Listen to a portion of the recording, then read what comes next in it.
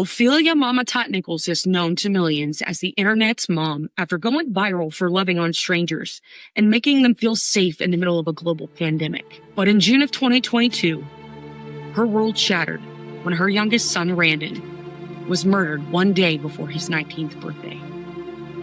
And the internet since then has turned her grief into content. In the years since, Ophelia has carried her grief in public, while mostly staying silent as strangers, trolls, and entire online communities picked apart her life and her loss. But today, I want people to meet the real Ophelia first, not the version that the internet has invented. Yo, Misfit Nation, please consider subscribing for the rest of this mini-series where we're going to dig into the harassment, smear campaigns, and parasocial obsession that tried and miserably failed to erase MamaTot. In this powerful first episode of the Misfit Collective, Ophelia sits down with us to share her journey, safe from the targeted attacks that she has endured for years, while simply trying to navigate through a new reality, a version of her life that holds the absence of her youngest child, an alternate version of a future without him in it. Something that no parent should ever have to endure. Content warning. This episode includes the discussion of a violent death of an 18-year-old son, gun violence, grief, traumatic events, and online harassment. Please make sure to take care of yourself while listening. Before we begin, I'm going to say this once, because it deserves to be said. And then I'm never entertaining it again.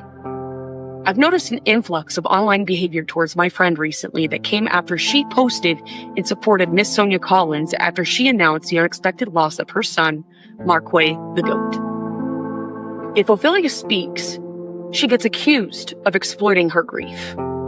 If she stays quiet, she gets accused of being fake or complicit. If she shows compassion towards another grieving mother, who she can relate to, she gets accused of centering herself in their pain. But then if she sets boundaries, she gets accused of being cold and manipulative or performative. That is not criticism. That is harassment culture. Ophelia is not obligated to perform her grief on demand for you, to stay silent to make others more comfortable. She damn well shouldn't shrink herself so that strangers can feel morally superior to her. So if she's too much for you, go find less. No one should have to make themselves smaller or attempt to somehow mold themselves into a more palatable version of who they are, just so that you might or might not digest what makes them unique to begin with. Speaking about your child or sharing your experience is not monetization. Showing compassion to other people who know what you've gone through, that's not centering yourself. And surviving that publicly does not mean that you owe the internet your pain. This space exists here at the Misfit Collective so that people can tell their stories without punishment or for fear of simply being human. So today's not going to be easy, but I'm really grateful and glad that we get to kick off the Misfit Collective podcast with one of my good friends, Ophelia Nichols, aka MamaTot to most.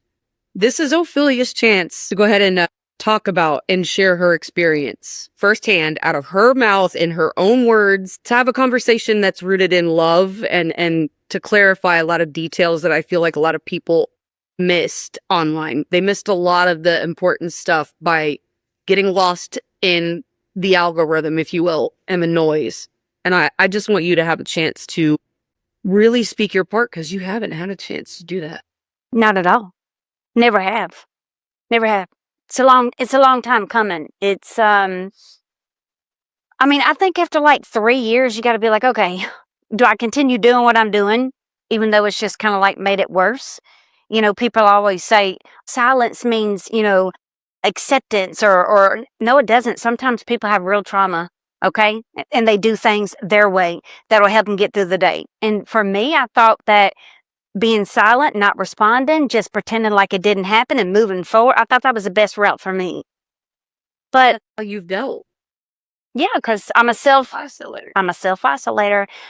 Shelter in place. I hope that it just goes away and people move forward and they just, that's exactly how I deal with everyday life. Not just what I've been through in the past 3 years, but just life in general.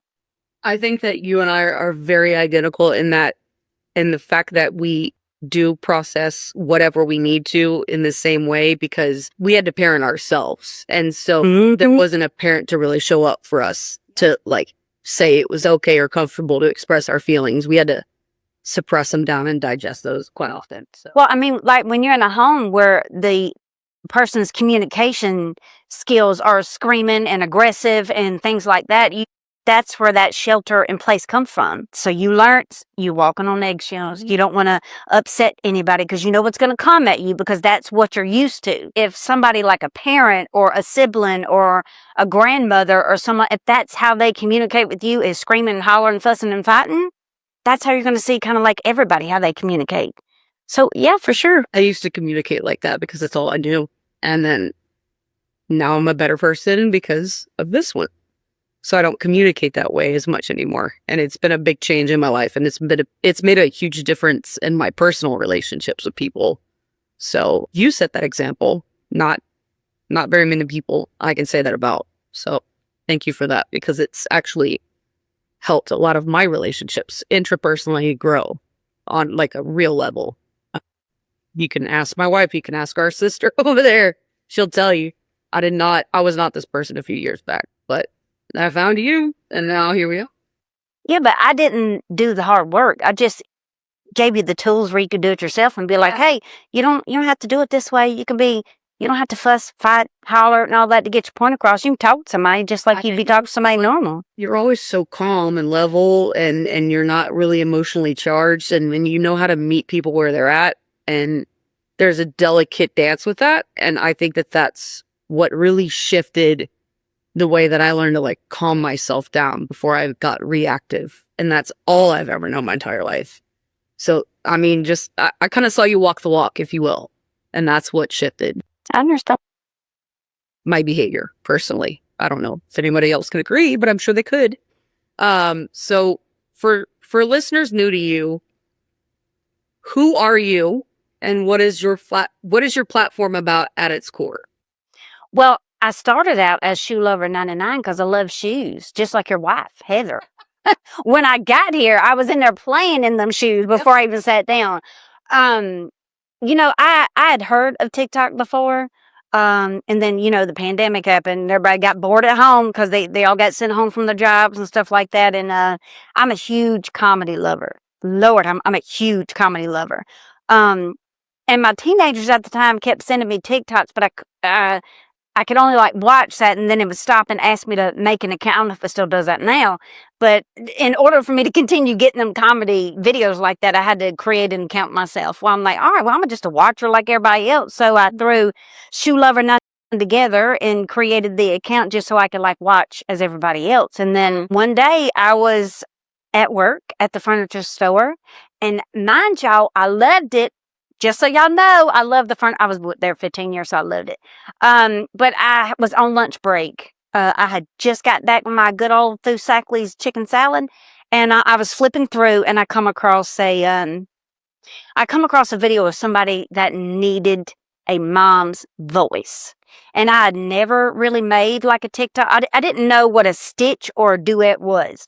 So I called my daughter. I was like, I need their video first for like 5 seconds. And then I need to make mine with it. And she was like, oh, that's a stitch. You just do it like that. Gave me like a 5-minute course. And I set the phone down in the break room. And I opened it with, hey, my little tater tot. And I spoke to her as if I was talking to myself. 16, 17 years old, what I needed to hear back then. And I just posted it because in my mind, I was not thinking this was going out to anybody else but her. Do you see what I'm saying? Like I lived a very sheltered life and all I was doing was trying to talk to her. Like my focus was her. I posted it and I went back, I clocked back in, went back to my desk and, started doing orders and stuff. And all of a sudden it was ding, ding, ding, ding. And I'm like, what in the hell? And I look at my cell phone and I realized what going viral looks like. I was like, okay, there's a lot of people looking at this. I opened it up I seen the comments and it was nothing, and I mean nothing, but oh my gosh, I feel safe here. Who is this lady? I wish my mama talked to me like that. Who is it? Tell me who this, because I guess because I'd never been on the app before. And I started looking, I was like, oh, okay, well, maybe it ain't that big of a deal. And I put the phone down and then went on home. And then after I cooked, showered, all that kind of stuff, I picked my phone back. It was millions of views, millions. And it was the comments that stuck with me. It was, I feel safe here. And I was like, okay, well, if that's what you need, I'll do that for you. That ain't no problem with me, I didn't know anything about anything else. But I never wanted to be a content creator. It never crossed my mind. Again, I love selling that furniture. But it never crossed my mind because of the feedback from that particular video. I said, well, that's what I'll do. And I did. I kept working at the furniture store and I kept posting those videos, lifting people up. They named me MamaTot, despite, Remember that. That was not some character. No. Unlike what people are saying out loud. That's a character that she invented. No, you goof. That was exactly what we gifted her the name of. She said, hey, my little tater. That's right. It was your first video. I opened it up. With 3 videos on your page when I thought. And it was like just petty stuff, like of my cat. I rescued my cat. It was really nothing. But that video put me on the map, and they gave me that nickname, and I was happy to accept that.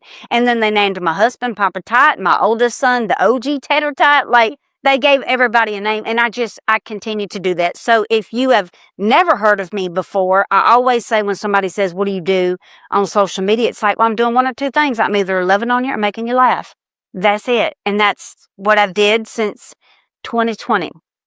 And I'm not saying that it's easy to do that, but it's like I have to do that. Like there is nothing better than doing something for somebody else than yourself. Like, I walk away from knowing that I made somebody smile. Of making somebody feel joy. Man, it is the greatest feeling in the world. It's the greatest feeling. It's very fulfilling to know that there's a purpose, like that you have a purpose outside of yourself or your own, ambitions. That's what always got me. So I always looked at you kind of like, when we weren't personally close or anything, like from afar as somebody who needed to heal from the trauma of their mom and the experiences that I had growing up with mine. It wasn't as concrete or copy and paste as yours, but mine was very rooted in a lot of chaos, but we'll just leave it at that.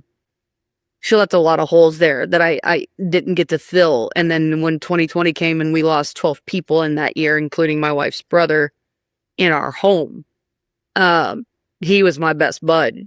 And I was in the worst episodes of depression I'd ever felt.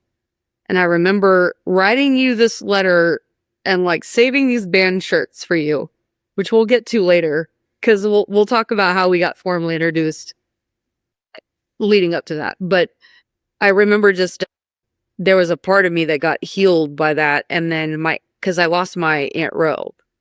And my Aunt Ro I always looked at as the mother of the Misfits. And she's the whole reason why this tattoo's on my arm. And I was like, man, if anybody like gets it, it's Opie. She gets that title because I feel like you know how to make somebody feel like the most special and most important person in the room when you're locked in with them. And that means whether you're coming through a phone or if you're talking to me or, wherever you're at, you know how to hone in on somebody who needs you and you just know how to focus on that. And that's just my personal take. And I think a lot of people feel that way. But, from that, what do you think that caused the community that you have around you now to form? What values that you felt like you shared really guided this to become a thing? Because they needed it. Because everybody needs something. Look, here I was, 16 with a baby, gets kicked out of the house, gets married at 18, has 3 more children. I didn't grow up in this perfect home. I mean, don't get me wrong, my daddy was wonderful, best dad. I know everybody says theirs is the best dad in the world, and I believe that. So was mine until he passed, and I was 13 when he died. 13. I used to think to myself, I got left with her. She was the opposite. He was this kind and thoughtful and accepting and just generous person that welcomed everybody. Funny. He was a comedian, really super funny. But she was everything of the opposite of that. What do you think those two together? You know, I've tried to think about it. You know, she was my daddy's third marriage, okay? And he was her second marriage. Okay. I think my daddy was attracted to chaos. Being that if I think about his first wife and his second wife, and don't get me wrong, I mean... He didn't like boring. And I don't think so at all. He wanted an adventure. I don't think so at all. I don't think so at all. I believe that both of them have since passed now. They were always very kind to me. But I think he was attracted to that. And my mother, despite anything, was a beautiful woman. She was beautiful, tall, that milky, beautiful skin, a big green. She's beautiful. I mean, she's beautiful. But I think he was attracted to that. He had 2 children with the first 2 wives, 1 and 1. And then they had me. And my mama had 3 children with her first husband. But I think it was that. And I think because my daddy was getting on up in age, you know, like, because he passed when he was 52, I think, which is still young, very young, from a heart attack. It's all on his side of the family. But I had to grow up real fast. You know, he passed when I was 13, and my heart, despite anything, will always go out to her in that moment, because when he passed, it was like the world stopped. I didn't exist. She didn't exist. The home did. Like, she went off to her room, and I didn't see her for months. So I'd have to get up and get myself for school and get dressed and everything. I didn't get any lunch money or none of that. She forgot about me, because she also dealt with a lot of clinical depression. And even as a child, I recognized that, well, she just lost her husband. That was my daddy. Like, her entire world collapsed. Like, She's a kid to have to process. she was a stay-at-home mom. He ran the business, his car dealership. He did everything. He gave her I'm telling you right now, he gave her a beautiful life. He gave me a beautiful life. And then all of a sudden he's gone. And she's like, oh my God, what the hell am I supposed to do here? Do you see what I'm saying? Like, I can imagine how difficult that was. Realizing it was. Absolutely. Absolutely. So I never held resentment for that. And I will always, always, always understand her, because God forbid I wake up tomorrow and I lose Papa Tot, or vice versa. Do you see what I'm saying? Like, I get that. But I had to grow up fast. Every person, no matter if you don't know them, you've never met them, everybody has something deep right here that they need. They could have had a hard life. They could have been in foster care. They could have lost their mom when they were 5 years old. You just cannot determine what somebody has deep inside. You have no idea what somebody's going through. No idea. So I feel like everybody, when they talk, is important. If you're talking to me and you're telling me about you, honey, I'm listening. I am listening. A lot of people need that. A lot of people need mother figures. A good old fun auntie, you know, a best friend. I'm looked at as all of those things to somebody, no matter who they are. A lot of the comments I get is, MamaTot, I'm older than you, and I feel wild calling you MamaTot, but I look at you like a baby sister. And then I say, MamaTot, you're the only thing I have to look as a mother figure. So it's different. Do you see what I'm saying? It's different for each person. Void that somebody's missing, or Yeah. there's a gap somewhere that needs healing within everybody. I mean, I'm going to be honest. You killed parts of me that I didn't know I need to be healed. My Aunt Ro did. But when she passed and I lost her, I was lost. I'm not going to keep talking about that, because then we're going to end up crying, and I just put my makeup on, so we're just going to... I think with a great love like that, sometimes when it ends up with a great loss. The biggest. Mm-hmm. Yeah, for sure. So when we're talking about all this kind of stuff here, I remember finding you and your account was like smaller. And I remember being like, this is the cutest person I've ever seen. Who is this human? I swore off TikTok. I swore off never downloading that stupid app. So many people did. And you see them on there now. They're like, I gave in. Like, I gave in. you know, I'm like, screw it. But then, like, that was the first video. And then after you was a guy that was walking around with some signage around himself, like, just like, you're worthy, or hey, I'm here to offer you a hug. And he was just being so kind to people. And I have to go and research his name and then we'll plug that later. But I remember the heart on that guy. And I was just, I think it's Zach. For some reason, I'm remembering his name is Zach. And he's done several things for people out of the kindness of his heart and done a lot of charity. But he was just showing up for people in the middle of the pandemic. And he just totally given his heart to everybody. And it was the coolest thing I've ever seen. So it was you and then him. And then I was like, okay, I'm staying. Fine, I'll stay. Then I figured out how to make a video and I felt like, it was a bunch. It was a bunch for me. It was the comedy, and then I was seeing videos of people graduating nursing school and buying their first home, and like I would just like staring at it. really weird, like Comic-Con and anime stuff, like where people were getting all decked out in makeup. They were doing lip sync and dancing, and it was fun. And then Tina Madlibs came on my screen one day. She had less followers than I did, but I remember watching One Piece content of hers, and I was like, she needs to be on SNL. Hilarious. Tina, Hilarious. ended discussion. And then I started finding this community on TikTok, and then now it's just grown. And You get like a glimpse into a stranger's life. yeah, And you're intrigued. Like, it's like if you get stopped in a video and they're pouring a cup of coffee, like you're just watching. You're inviting someone into your home when you post, for one. Like, hey, come sit with me. So there's so much different content. I don't even think that you can kind of like pinpoint what someone's niche is. It's like there is something for everybody there. correct. Something, no matter what it That's is. the thing, is like they were like, pick a niche and stick with it. And I was like, that is so difficult for somebody like me, because I like to be in someone else's mind. I want to know somebody else. I want to be like, what makes you tick? Okay, let's have a philosophy conversation. I'm into XYZ, but I am into so much shit. Like I can't, like, if you would have asked me 10 years ago if I was ever going to be gardening a day in my life, I would have I can't keep a plant alive to save my life. You're talking about real gardening, right? Okay, I can't do that neither. no, I would have been like, you expect me to do what in dirt? No. No. I told my dad if I ever became a Home Depot lesbian to like just A what? Home Depot What the hell is that? DIY lesbian building shit. Now look at my shit. Like, it just build everything around here. Lord have mercy. Yeah, but I'm so something that I think I'm a very well-rounded person. I have too many interests for my own good. This episode of the Misfit Collective is brought to you by us.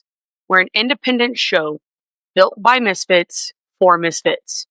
If you'd like to help us keep telling stories like Ophelia's, you can follow and subscribe on your favorite platforms, share this episode with someone who needs it, and keep an eye out on our Patreon and for live events coming soon. Okay, back to the story. In June 2022, you and your family suffered a loss that I don't wish on any parent. What would you like to say about your grief journey and the loss of your son, Randon? I don't even think it settled in my brain for weeks. For one, he worked out of town. He had his own place. Him and his girlfriend, we love Skylar. They had their own place, paid their own bills. Like, they were just so excited when they were like, okay, we're moving out.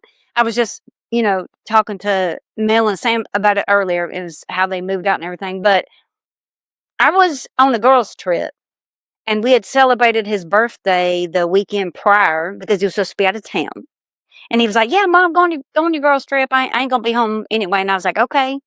And then Friday comes. I send him a little cash on Cash App. Here's you some birthday money. He wanted like some specific headlights for his car for his birthday. And they come in. And he came and got them on Thursday, which I posted that on my social media because the surveillance camera caught it, which was the last time we had seen him. And it was him picking up these headlights. All right, Ma, I love you. And I'm like, I love you too. And anyway, next day comes, and all the girls are coming in town. And you know how much I love the Gulf of Mexico. Thought I'd say it like that. The girls was coming in. I wanted them to experience our beautiful beaches in South Alabama. Because typically, we would only be able to see each other twice a year, whether that was in September for my birthday or some other time. And they were coming in June. I wanted them to come in peak of summer so they can get like the whole experience of Orange Beach and Gulf Shores, Alabama. And they all came in, flew in that Friday. I remember sitting in the rental vehicle with Lissa as we were picking up Kim from the airport. And I texted him and I said, "Did you get your headlights put in?" And he texted me back and he said, "I did. What do you think about him?" And he sent me a picture of it. And I said, "All right, well, I'm going to send you a little money on your Cash App just in case you need it." And he replied back with, "Thanks, Mama. I'm going to probably pay some bills with it." And I said, "Well, do what you want to with it." And that was like at 6 something.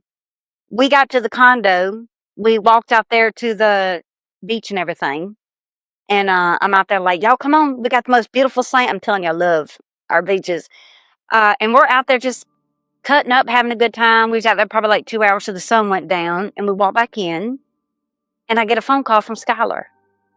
And she says, "Randon left the house and his phone has been at this gas station for about 40 minutes and he's not answering. I'm telling you something is wrong."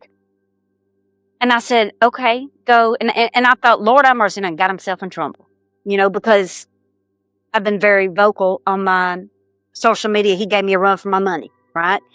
And I told Sky, I said, "Sky, he's probably got pulled over. No headlight or whatever. It's probably got pulled over." And I said, "Just go there, go to the gas station, and then keep me on the phone when you do." She hangs up. She gets closer to the gas station. She calls me. She says, "There's paramedics everywhere, and his car is there, and the doors are wide open." I sat down. That's all I remember is I sat down. And I said, "Put me on speakerphone because I need you to speak. So I'm going to speak. If you can't speak, I'm going to speak. Just put me on speakerphone." So she parks the car and I said, "Go find the first police officer or paramedic you see. You go find anybody in authority," I think is the words that I use. "Go find anybody in authority. You just need to know if he's okay. We don't give a hell about nothing else. You just want to know if he's all right." And she said, "Okay, I'm getting out." And it took about 5 minutes to do all that. And finally I hear her say, Is that Randon Lee in the back of the ambulance?" And then I immediately hear, "Who are you to him?" And I'm like, "Oh God, that don't sound right. Who are you to him? That does not sound right." I didn't say anything. I said, "Tell him you're his girlfriend and his mama's on the phone." I was trying to I was thinking badly, but I was trying to speak for Scott because she's kind of like me, like not so good in a hectic moment. Yeah. Correct. And she said, "I'm his girlfriend, but his mom's on the phone. Can you just tell me if he's okay?" And I kid you not, all I heard was, "I'm sorry, ma'am, he's gone." I can't tell you what I did after that. At one moment, I remember that I was standing in the kitchen, holding the phone like this. And I was standing in the kitchen in the condo and I slid down the cabinets onto the floor. And as I did, I'm looking across the counter to two of my girlfriends eye to eye. I'm waiting for them to tell me I didn't just hear that. That's exactly what I was like. Tell me you didn't hear that type of thing. And I don't remember anything after that. I remember being in the vehicle on the way to the police station because a lot of people didn't realize I'm only 45 minutes from our beach, from Orange Beach, right? He was killed, in Mobile. I'm Pritchard, Alabama, which is Mobile County. So I was only 45 minutes. But I remember being in the back seat and Lissa holding me. I didn't want to be held. I needed oxygen. I needed fresh air. I immediately broke free and jumped in the front seat and rolled the window down. Like, I remember these little bitty pieces of this moment. We get there. I don't remember getting out, but I remember a door to a room opening in a sea of all my family. My husband, my kids, just standing there. And the detective over there. My son, someone called my son and said, "Hey, do you have any marijuana?" And he said, "Yeah, I have a little." And he said, "Okay, can you go meet so-and-so at this gas station at so-and-so?" And Brandon said, "Yeah, I'll run up there real quick and then I'll come back home." He gets halfway there and calls that friend again because he's already feeling, this ain't good. This ain't good. So he calls that person back and he says, "Hey, are you sure this is okay? Because where he was going was a high crime area. Like, you don't want to go to a high crime area. You know what I'm saying? So he was already feeling iffy about that. And the guy on the phone said, yeah. It's, because Randon didn't know him as a friend, but he knew of him as a person, if that makes sense. Yeah, you're an acquaintance of a friend. Right. Okay. And that person said, yeah, he's fine. He's cool, whatever, And Randon said, okay. Hangs up the phone right when he's about to get to the gas station where he's supposed to meet him at. He texts him, he says, I'm about to pull in. Now, being from the surveillance footage, I'm going to just tell you what's on the surveillance footage because this is, you can see this online. This is public knowledge. I'm not holding anything back or anything. That person got there first, and then another car pulls up, and that person had gotten out. Another car pulls up, but then he gets back into the vehicle. About that time, Randon pulls up to the pump. That person gets out of that vehicle, walks over there to Randon, gets into the back seat of Randon's car by the back passenger door, gets into the back seat, shuts the door, and 11 seconds later, he shoots my son. He flies open the door, bounces out. Randon tries to stomp the gas, and the car just coasted from one gas station on this side of the road to this gas station on this side of the road. So his car just kind of coasted, and that's where it stopped. And that's why it showed up on Skylar's Life 360 that he had been there for 40-something minutes. Because he died by a gunshot over a bag of marijuana. Something that one of your friends smoke or this person's friends, that he died. Over a friend who recommended a buddy. Those are the only details I know because that's all that's ever been given to me. And the trial is coming up, the end of this month. And I actually have to go, by the time this airs, I'll probably already done this, but I have to go Tuesday, me and MamaTot, to sit down with the DA for them to, prepare us again. We've done this a few times, but prepare us again for what we will see. He left the marijuana sitting on his lap. Why he chose to shoot my son, I'll never know. First off, we can decide to use this later or not. That doesn't sound normal to me. If this was over... Sounds like it was a hit on my son. Sounds to me like there was an intent behind that he went there to do planned. People don't just leave a bag of weed if they're broke. They can work something out on a pay scale with somebody. They're not usually going to do that. Weed's cheap, from my understanding. Like, you can get it anywhere now. What did you... 11 seconds from the time the door shuts. 11 seconds.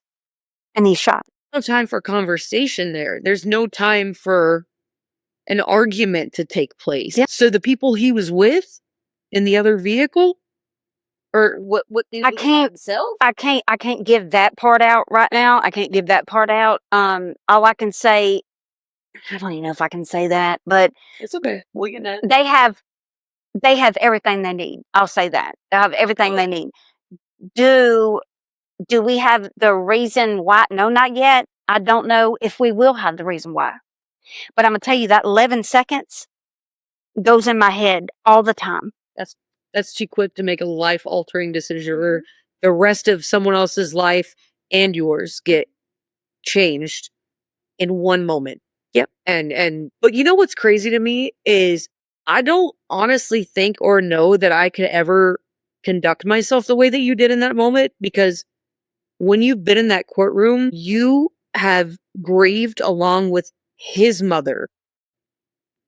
Because in that moment, you weren't concerned about just you. You were worried about this is taking a son away from another mother in that moment too. And you knew what that felt like. So that was your concern. I was very vocal. On my social medias about his mother didn't raise him to do that. And that first court hearing, his family was on this side and ours was on this side. And when they walked him out in the handcuffs, you could just hear the gasp that come deep from within her soul. If my son, I cannot stand a crowd camera, and I'm trying to fight it big time. If my son took a life, I know my loss is greater, but I don't know how I would look at things and see things if my son was being accused of taking a life. I felt for her. I don't know if she feels. I don't know if she feels for me. She don't have to. We don't know each other. That's fine. I am different. I'm different, and I look at people as human beings. I understand that she's his mom, and that's his dad, and that's his sister, and that's all of them. They didn't ask for this. They're innocent too. They're innocent too. He took a life by completely destroying his.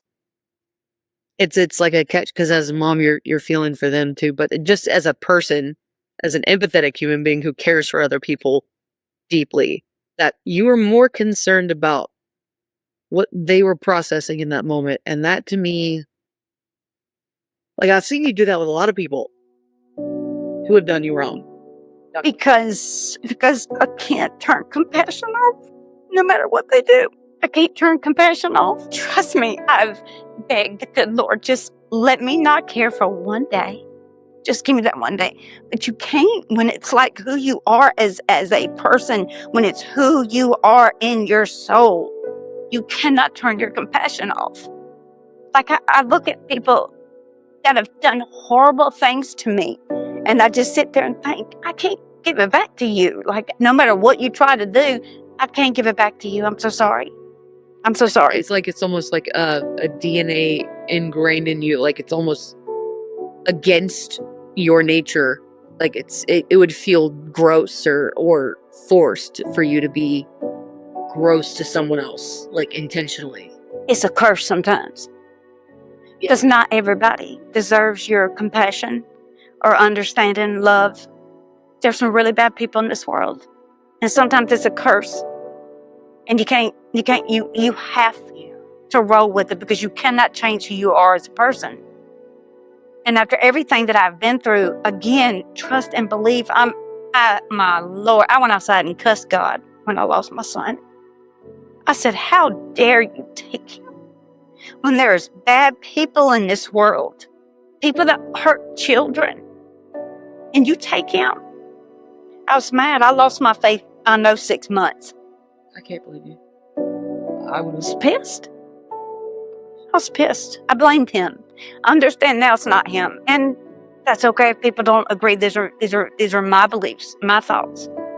But I was angry at him. I'm like, oh, okay, you take my daddy when I was 13. He was good as gold. And then you take my son the day before his 19th birthday? What did I do in my life for you to punish me like this? Nothing. I want to have a moment of perspective with you guys. She lost her son. She lost her faith for a while.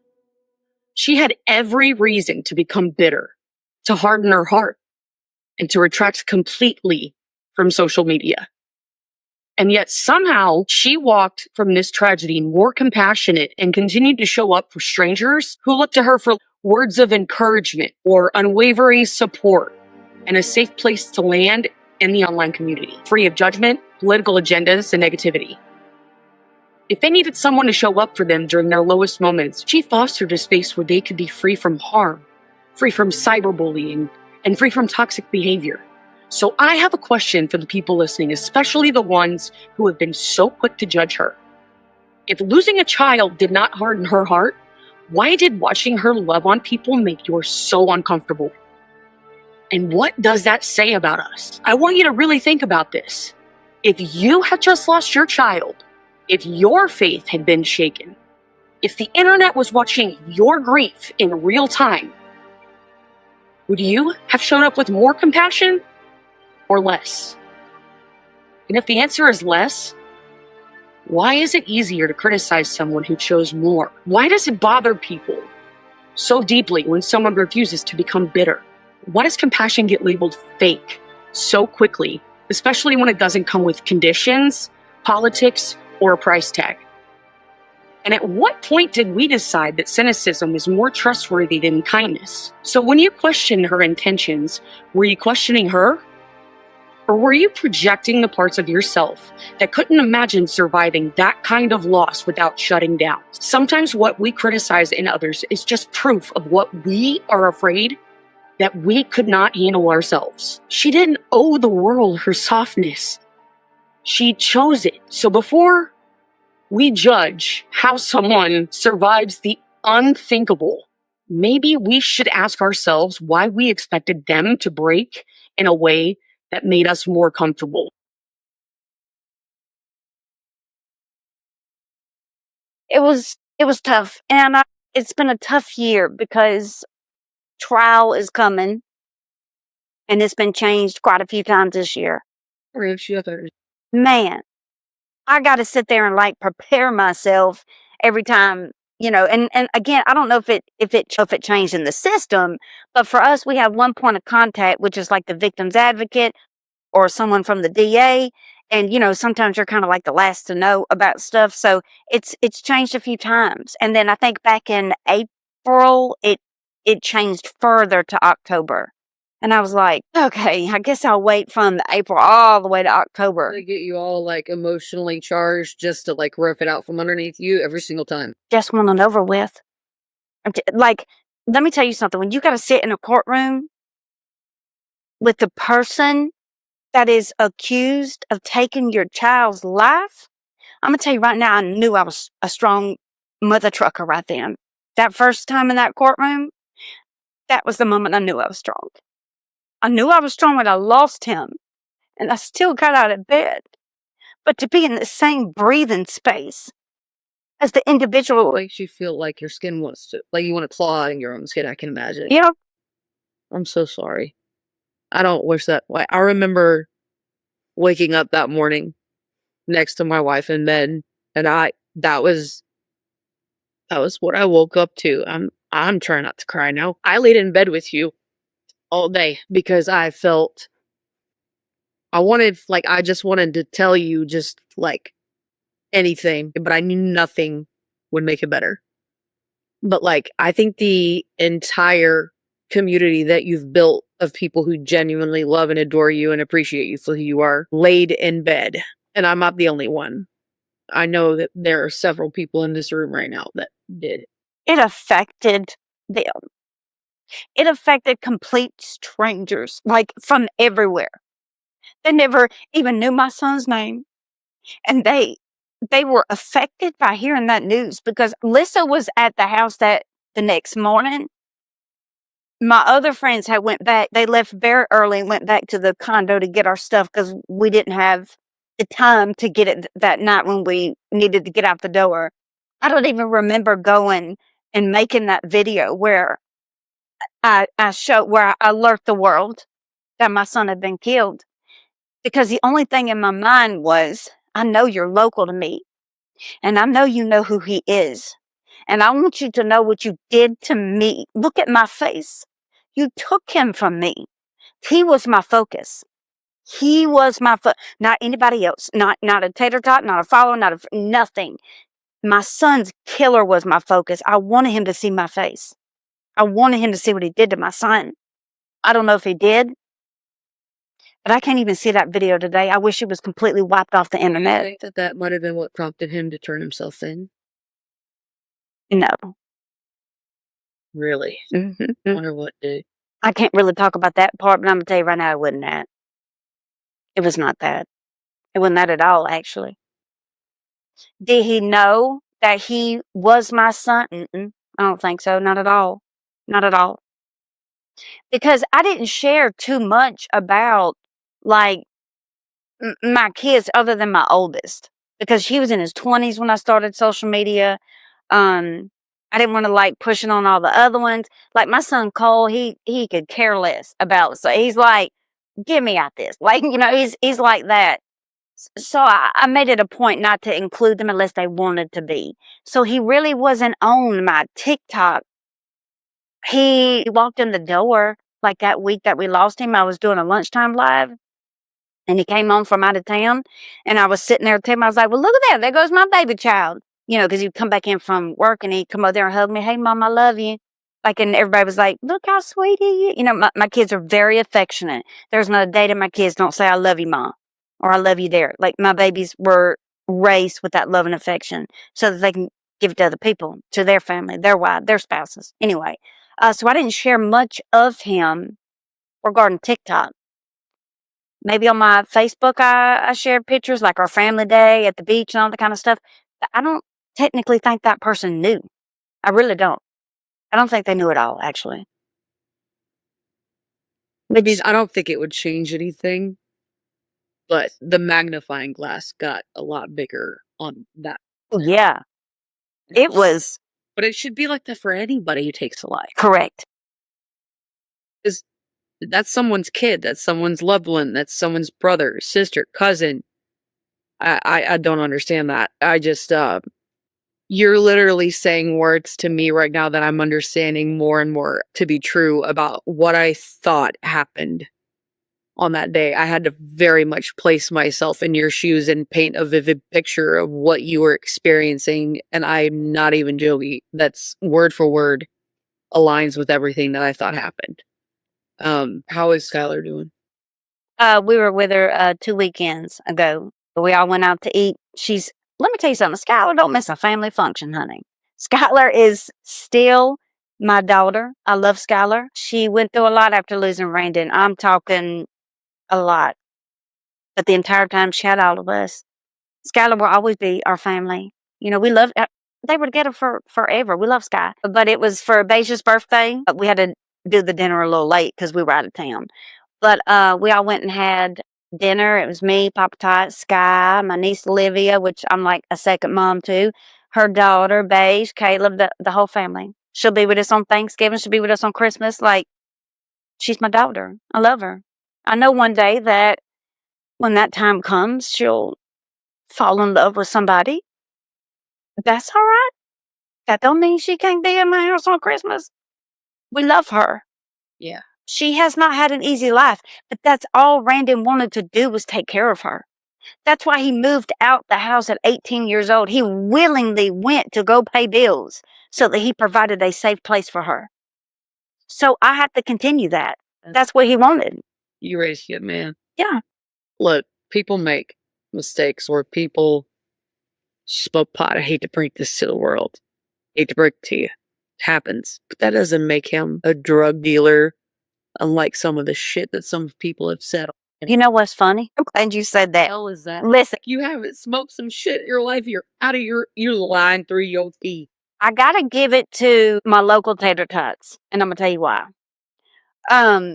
The first press conference, the detective of that particular city, which he's no longer on the case. That's another story. Anyway, his first press conference, he used the word narcotics. Like, you know, making out like he was there selling, you know, some hard stuff, right? When I tell you, those local tater tots let him have it. On Facebook, they was like, tell it like it was, my guy. It was marijuana. Tell it like it was. They gave him hell. They gave him hell. I don't even know how they knew, but they gave him hell. And then he came back 2 days later and did another press conference. And the reporter said, can you tell us what type of drugs? And he said, oh, marijuana. And they was like, I am not kidding. Them local tater tots was like, come on, man. Come on. You know, a lot of people, I don't care. It's not for me. I don't partake, but I don't judge for anybody who does.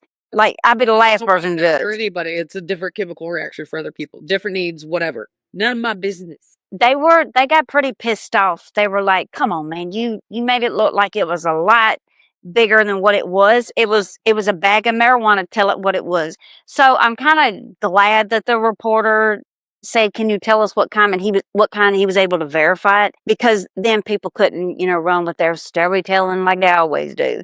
They gave him hell. They gave him. Guy's been recused from the case. He is no longer on the case. Again, that's another thing. I can't talk about why. Hey, But wait until I can. It is going to blow your mind. It's going to blow your mind. Yep. So stay tuned. Stay tuned. Okay. That's going to be a day for the history books and a well-deserved day for you to be able to finally have a voice on that. And just so people are aware, it's a good thing that the case was moved to another department. It's a very good thing. Absolutely. Things were done very fast, very quickly. Communication, everything was done very differently once it was moved to another department. So, it was a great thing. Oh yeah. Oh yeah. Well, that as a friend and just as like anybody looking at justice, seeking all that kind of stuff, I'm just going to say, I can't wait for the day that you and your family find justice for him. I know it's never going to fix it, and I know it's never going to bring him back.